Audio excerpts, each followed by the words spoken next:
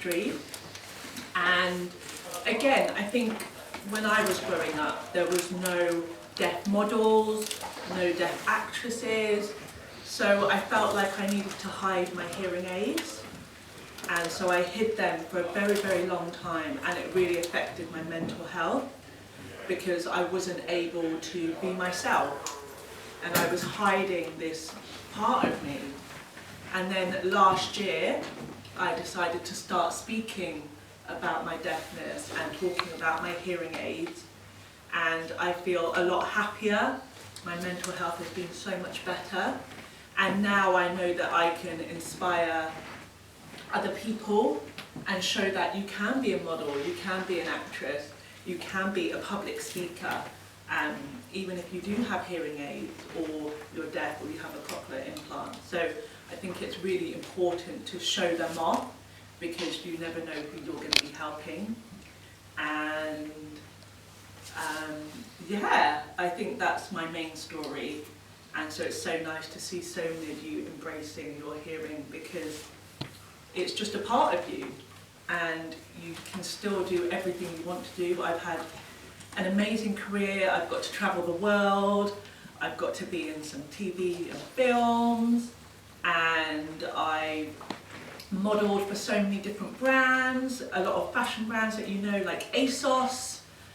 Does everyone know ASOS? Does anyone shop on ASOS? There we go. And I got to appear in magazines like Vogue.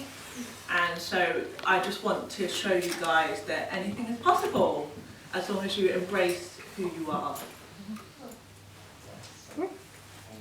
So yeah, that's just a very short summary. But if you guys have any questions, I'd love to help. I've got a question. What films have you been in by any chance? So I would say probably my favourite project was a couple of years ago. I was in Wonder Woman, Okay. which is a Marvel film, a Marvel series, and yeah, that was amazing. And I worked on that for 7 months, so it took up a whole year. And yeah, it was a great project to be on, and I learned a lot. And I think that really helped me kind of catapult myself into the film and TV world from modelling. That's really cool. Thank you. Yeah. What did you study at university? So at university I studied English language and linguistics. Yeah. So it was quite difficult. But I'm glad I went to university because I think with a subject like English, you're always using it. Even now, just me talking to you guys or doing any sort of public speaking, I'm always using English. Even for my emails, for work, I'm always using English. So I think if you can go to university, definitely do it. And then if you maybe want to choose a creative industry, you can always do that after. So yeah. How famous are you? How famous are you? I'm not really sure how to answer that.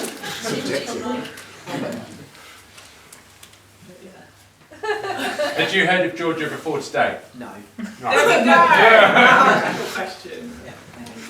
But to be fair, she hadn't heard of Mary Hare before recently, Yeah, I think. I hadn't. I only heard about it a few months ago, about your school. What have you thought about the place? I love it. I've had the best day ever. And I think there's a lovely energy, a very warm, like a family energy. And it's something that I wish I'd had growing up, because I would have been a lot more confident about my hearing all those years ago. So will you ever learn sign language? Yes, I want to learn sign language. I've just started, but I'm very, very beginner. Again, I never had the opportunity to learn, and that's also something that I think is really important. If I'd had sign language, I think I would have accepted my deaf identity a lot earlier. So yeah, I think sign language is great, and I'm really looking forward to learning it, because then I can interact with more people like myself. Yeah. And again, that will make me happier and yeah, feel more part of the community. How did you hide your hearing? Deafness? I wore my hair down. I wore my hair down all the time, and I didn't ever ask for help or tell anyone. So, but it started to get really bad because people would think that I was being rude, because they would think, oh, George has been ignoring me, but I just hadn't heard, and they didn't realise that I couldn't hear them. So I think a lot of those situations, a lot of misunderstandings started to get me into trouble. And then I think that's why last year I was like, oh, I need to just let this out because it's affecting my mental health. So yeah, that's how I hid it, and I definitely don't recommend it, so yeah. So you said about keeping your sort of deafness hidden. Yes. Do you think it would have affected your opportunity to get in some of those sort of productions in the film industry and things if they had known? Or? It's such an interesting question because obviously the original answer to that was I was hiding them because there were no other role models. I thought in order to be an actor or a model, I need to hide them. But I think we live in a different world now, and I think if you have something that's different or something that's unique, it can actually help you so much more. You know, I get so many castings through and auditions through now where they're looking for someone with something unique. So yeah, it's definitely changed a lot, and I think we can see that now in film and TV. There's more diversity, there's, you know, more kinds of different people. So yeah, I think, I don't know, it's hard to tell, but I think nowadays having something unique helps you so much more. Yeah. Do you think when you were doing some of the photos and modelling side, Yeah. would you take the hearing aids off? I would or- take them out. I would take them out, just fling them in my bag, and then I would just struggle the whole day. And by the end of the day, I was so tired because I had to lip read the whole day. And you know, sometimes when you're on shoots or when you're doing photo shoots, you have makeup artists, hairstylists, 10 people behind the camera. So you've got to listen to all these people. You're in a big studio, it's not a little studio. So yeah, it was very, very hard, and I was very, very exhausted every day. So it was tough. What character were you in Wonder Woman? What character was she in Wonder Woman? I was an Amazonian. So Gal Gadot is Wonder Woman, and then she has her tribe, and we were like her best friends. That's not bad. We're all going to be watching it later. How old were you when you started to hide your deafness? So at school, because the hair policy, I don't know if it's the same here, we had to wear our hair up, so I couldn't hide it. So then when I was 18 and I went to university, I thought, oh, I can put my hair down now, I can hide them. And then when I started to make new friends, I didn't tell them.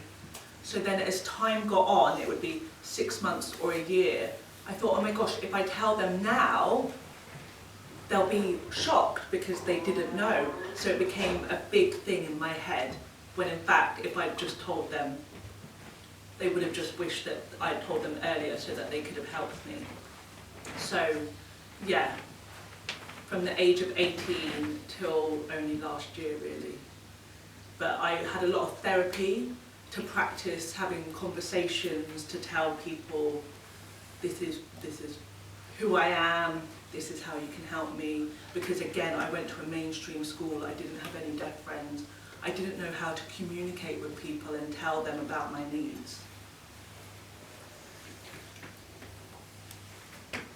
If you are wanting like an actress or a model or anything, what job would you, what career path do you take? Ooh. Ooh. I've always loved psychology. I think again that's related to acting, being able to empathise with someone and put yourself in someone else's shoes. So I feel like, yeah, maybe psychology, and again, helping others. That's something that I love about acting. You can tell really important stories for other people, and that's why I love acting, because you are the voice for the voiceless. So maybe psychology. In school, did you feel like you were smarter than your friends, or did you think your friends were smarter than you? Oh. I worked very, very hard, as I said, because I struggled. I had to work harder than everyone else in the room. But no, I would say I was just as smart as them. Yeah. You should ask Sienna over here because she does biology, chemistry. What else do you do? English. English. Biology, chemistry, English. I know, we saw her in her English class. I was watching. When we were in year 11 together, we were so competitive about our grades and mocks. I was like, no one will get a higher grade than you. Do you remember that? Friendly competition. Yes. Oh, sorry. Were you the only deaf person in your family? I was, yeah, I come from a hearing family. How many people come from a hearing family? Okay, a lot. Quite a lot. Yeah.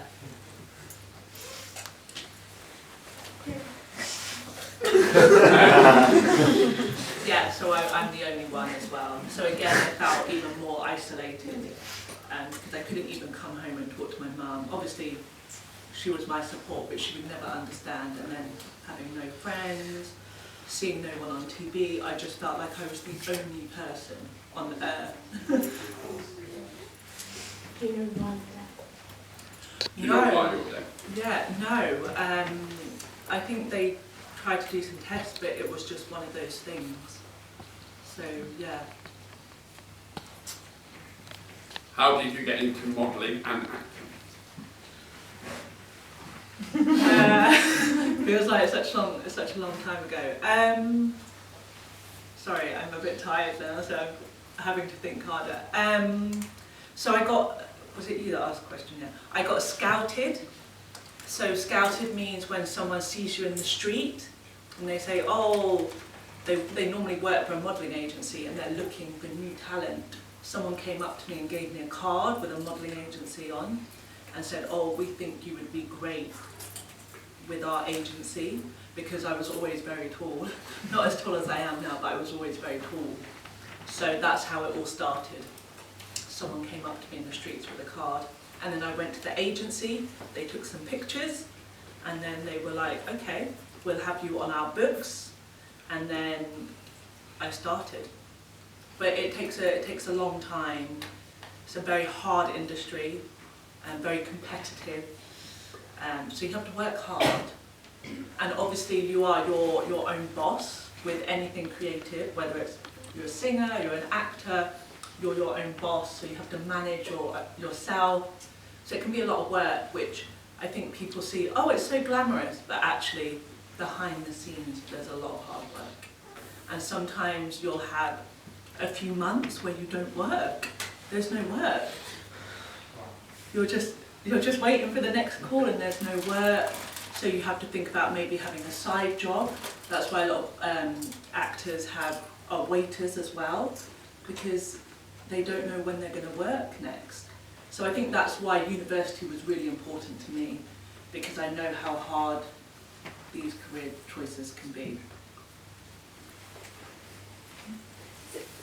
Since you've shared with everyone publicly about your deafness, have you experienced any negative feedback from people about that, or comments through your social media? And how do you manage that when people aren't kind or supportive? Yeah. So as I said, since sharing last year, I just did an Instagram post that showed my hearing aid, and I said, this is the real me. And I had so many comments. It was crazy. Families, parents, everyone. And I would say it's been 100% good, good reception. I've not had any nasty or negative comments, which again shows the world that we live in today, and that it is a kind of place to be in. And it's just so nice that I can help so many other people, and I work for 2 charities now, which maybe you've heard of. The National Children's Deaf Society, I work closely with them, and not next week but the week after, it's actually Deaf Awareness Week. So I've just been doing some filming with the National Children's Deaf Society. So if you follow them on Instagram on Deaf Awareness Week, have a look and you might see my video. I'll be talking. And I also am now a new ambassador for RNID, which is another hearing loss charity. So yeah, it's all been really positive.